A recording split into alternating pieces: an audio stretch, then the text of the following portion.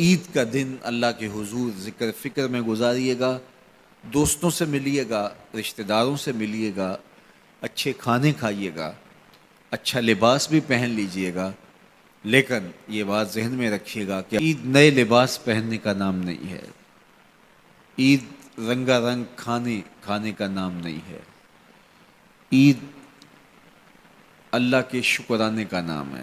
یہ بات ذہن میں رکھیے گا کہ اپنے رب سے کبھی بھی غافل نہیں ہونا۔ جب عید کے دن سب سے ملتے ہو تو رب سے کیوں نہیں ملتے ہو؟ عید کے دن تو ان سے بھی ملتے ہو جو تم سے ناراض تھے، عید کے دن ان سے بھی تم جفیاں لگاتے ہو جن سے تم بہت دور ہو چکے تھے۔ تم کہتے تھے کہ رسم زمانہ بھی ہے، دستور بھی ہے، آج عید کا دن ہے، آج تو گلے ملنا چاہیے۔ تو یار دشمنوں کو بھی بھر بھر کے گلے سے ملتے ہو، تو عید کے دن رب سے ملنے مسجد میں کیوں نہیں جاتے ہو؟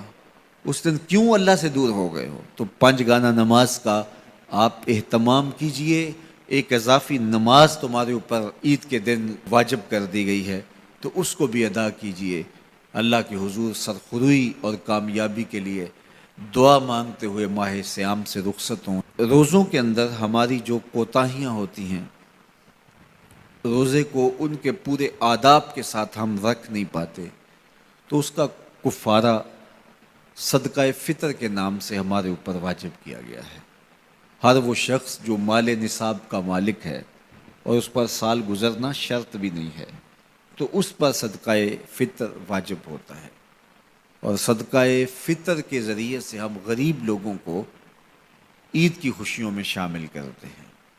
تو غرباء کو، مساکین کو عید کی خوشیوں میں شامل بھی کیجئے، اور ان کی ضروریات کا ضرور خیال کیجئے۔ اپنی ہمسائیگی میں، اپنی رشتہ داریوں میں بہت خیال رکھیے گا، اور لوگوں کو عزت نفس دیجیے گا، لوگوں کی ضروریات کا خیال رکھیے گا، اور اپنے بچوں کو بھی اس بات کی تلقین کیجیے گا کہ وہ عید کے موقع پر اپنے دوستوں کو، بچیاں اپنی سہیلیوں کو ان کا پورا خیال رکھیں، اور ان کی عزت نفس کا بھی خیال رکھیں۔ یہ بچپن کے اندر ہی بچوں کو جو اپنی انفرادیت جتلانے کا مزاج پیدا ہو جاتا ہے، اور یہ ساری زندگی ختم نہیں ہوتا، اور یہ عمومی طور پہ یہ وہ مواقع ہوتے ہیں جن مواقع پہ یہ احساس ان کا جو ہے وہ اجاگر ہوتا ہے، پھر بڑھتا بڑھتا ایک مرض بن جاتا ہے۔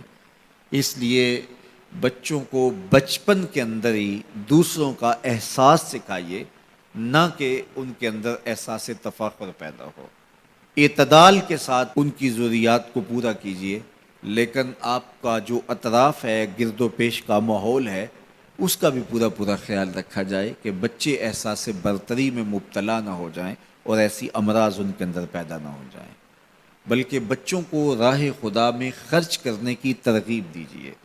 بچوں کو جب آپ سکول جاتے ہوئے خرچی دیتے ہیں یا ایسے مواقع پر، تو ان کو ساتھ یہ بھی کہہ دیجئے کہ آپ اپنی ہم جولیوں کا اور اپنے دوستوں کا ضرور خیال رکھنا ہے، اور ان کو ان خوشیوں میں ساتھ شامل کرنا ہے۔ ان کو دینے کی عادت پڑے بچپن کے اندر، اور جو بچپن میں دینا شروع کر دیتے ہیں وہ بڑھاپے تک بانٹتے رہتے ہیں، اور جو بانٹتا رہتا ہے اللہ اس کو کمی نہیں آنے دیتا۔ تو یہ مزاج اچھی طرح سے راسخ ہو، بچوں کے اندر پختہ ہو۔ تو یہ عید نئے کپڑے پہننے کا نام نہیں ہے، عید جو ہے وہ اللہ سے ڈرنے کا نام ہے۔ حضرت سیدنا فاروق اعظم رضی اللہ تعالیٰ عنہ عید کے دن رو رہے تھے، تو کسی نے کہا کہ عمر عید کے دن رو رہے ہو؟ تو کہا مجھے نہیں پتا میرے روزے قبول ہوئے ہیں یا کہ نہیں، میں مقبولین میں سے ہوں یا مطرودین میں سے۔ اگر مقبول ہوں تو اچھی بات ہے، اور اگر مقبول نہیں تو روزے منہ پہ مارے جاتے ہیں۔ تو اس لیے عید کا موقع ہمارے لیے ایک بہت بڑا امتحان بھی ہے، اور عید کا موقع ایک اعتبار سے بہت بڑی خوشی بھی ہے کہ اللہ تعالیٰ نے ہمیں توفیق نصیب کی کہ ہمیں 29 یا 30 روزے نصیب کیے۔ روزے 30 ہوں یا 29 ہوں، یہ بات ذہن میں رکھیں، اللہ ثواب پورے 30 کا ہی عطا کرتا ہے۔ جو پاکستان میں اس وقت چاند کی صورت حال ہے تو غالب امکان یہی ہے کہ آج آخری روزہ ہوگا اور کل عید ہوگی، لیکن یہ رویت حلال کمیٹی کے اعلان پر منحصر ہے۔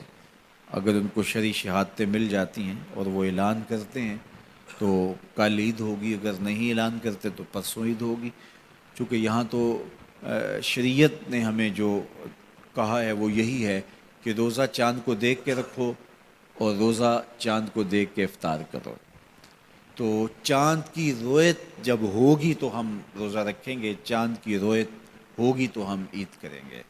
تو ہم حضور علیہ السلام کے اس فرمان کے پابند ہیں۔ جدید ذرائع جو ہیں ان سے ہم مدد تو حاصل کر سکتے ہیں، لیکن شرط رویت ہے، تو رویت سے ہی عید ثابت ہوگی، رویت سے ہی روزہ ثابت ہوگا۔